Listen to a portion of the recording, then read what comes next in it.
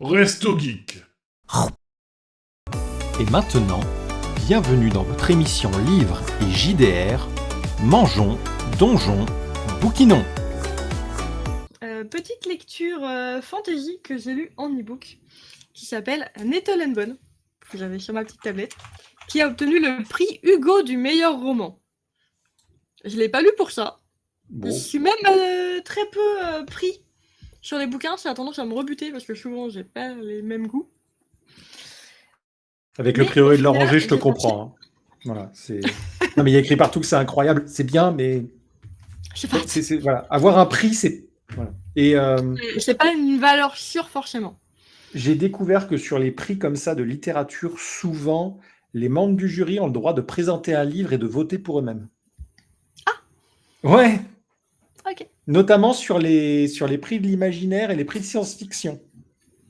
Donc, petit drama que j'ai appris récemment sur beaucoup d'auteurs qui se font bouffer la place, alors que du coup, le jury, Vote pour eux-mêmes, ouais. voilà, vote Ok. pour eux-mêmes. Ce qui est. Voilà. Non mais du coup là on est sur une petite fantasy, presque cozy fantasy mais pas que. Un one shot, ça fait plaisir. Après toutes ces sagas à rallonge, Ouais. un bon petit one shot, on apprécie. Flemme d'attendre les secondes, ce troisième, quatrième, cinquième tome. Notre autrice, Madame, je n'ai plus son prénom, T. Kingfisher. Faut que je vous retrouve le prénom pendant que je dis une chose. C'est la première fantasy qui est traduite en VF chez nous. Ah mais c'est son nom de plume, elle s'appelle Ursula Vernon. Pardon, si je me trompe Oui. pas. Du coup, son premier livre traduit en VF qui est sorti le 8 novembre 2024 chez nous. Et très rapidement derrière, on va dire, très rapidement, fin août est sorti son deuxième livre en VF qui s'appelle Guide pratique pour une boulangère magique. Petite cozy fantasy qui a l'air sympa aussi. Okay. Et elle a fait une saga pour enfants qui s'appelle Princesse Henriette. Où on est sur des petits animaux, une petite saga de fantasy pour enfants qui a l'air bien sympa. Là, du coup, Nettle and Bone, on est sur un conte de fées différent. Ce n'est pas un conte de fées où la princesse épouse le prince. Ce n'est pas une romantésie classique avec des fées, des sorciers ou autre. Là, elle va vouloir tuer le prince. On change de registre. On suit du coup notre héroïne Mara, qui est la troisième et dernière fille d'un souverain d'un royaume convoité. Elle assiste impuissante au mariage de ses deux grandes sœurs avec le prince Vorling. Les deux avec le même prince. La sœur aînée se marie avec le prince, meurt mystérieusement. La cadette doit la remplacer pour fournir un héritier à ce prince. Sauf que Mara découvre l'empereur de la cruauté de le prince Vorling. Elle peut pas rester simple spectatrice plus longtemps. Elle veut sauver sa sœur et empêcher le sort funeste qui l'attend elle aussi, puisque si sa sœur meurt comme la sœur aînée, qui va prendre sa place et épouser le prince? Notre héroïne Mara. Et du coup, elle va mener son plan et va rencontrer des alliés en couleur. Une sorcière capable de parler aux morts, accompagnée de sa poule possédée par un démon. Ça fera plaisir à Tipo. On a une poule dans l'histoire. Du coup, est-ce que c'est Deadpool? Pardon, ceux qui ont joué à Nullbug savent.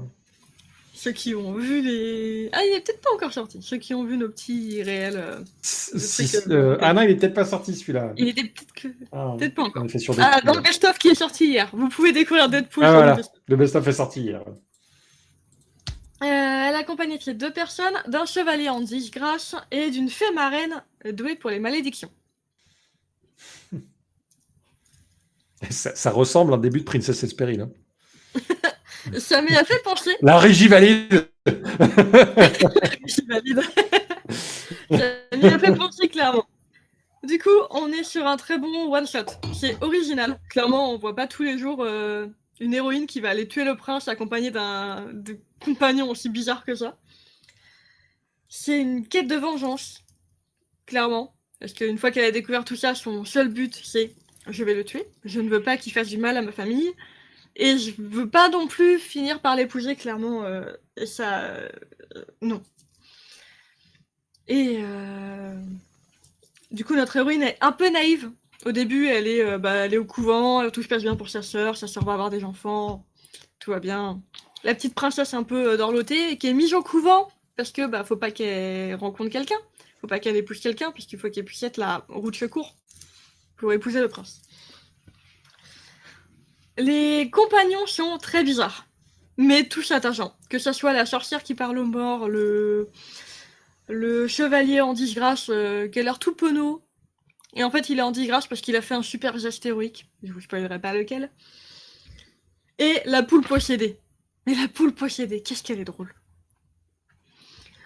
Du coup, on est sur une petite lecture parfaite entre deux sagas. Une petite fantaisie, un petit peu cosy, un petit peu original. Comme on est sur un one-shot, forcément, c'est pas ultra développé par endroit, et on pourrait lui reprocher. Mais au final, il n'y a pas besoin. On s'attache à tout le monde. L'histoire est cool. Profitez. Allez le lire. En plus, pour l'automne, là, c'est parfait. C'est la bonne période. On est bien Je dans l'ai le ajouté à univers. ma pile à lire. C'est bon. Oui. Ça a l'air absolument incroyable. En vrai. Ça me rappelle un peu Terry Pratchett avec ses personnages complètement cons, un peu à côté de la plaque. Et... Un peu plus mignon. Oui, un peu moins fou. Oui, parce que Pratchett, c'est burlesque. Je suis d'accord. C'est du haut level. Ouais, c'est pas le même ton.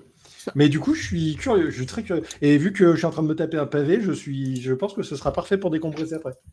Mais je peux te le passer en e-book si tu veux, du coup. Fuck yeah! Yeah! Allez hop. J'ai vendu. Et ben voilà. Tipo qui dit je veux jouer une poule dans mon prochain JDR. Ok. Après la grenouille. Tellement bien.